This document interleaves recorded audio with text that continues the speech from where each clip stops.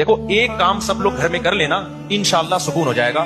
घर में चीखने पर पाबंदी लगा दो, बस कोई भी नहीं चीखेगा, ना अब्बा ना अम्मा ना बच्चे। ऐसा सुकून पैदा हो जाएगा ना कि हटो बच्चों। और इसके लिए लुकमान अलैहिस्सलाम वाला वाकया सुना दो। लुकमान अलैहिस्सलाम ने अपने बच्चे से क्या कहा कि बच्चे जब भी बात करना आराम से। क्यों? सबसे बुरी आवाज किसकी होती है? गधे की।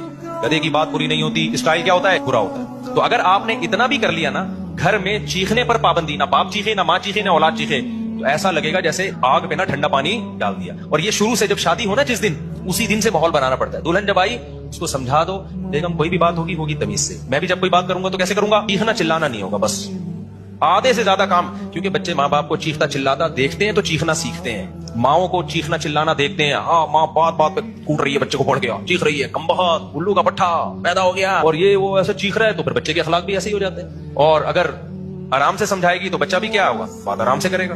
तो ये बहुत अहम पॉइंट की बात है। घरों में चीखने के माहौल को क्या करो? खत्म करो।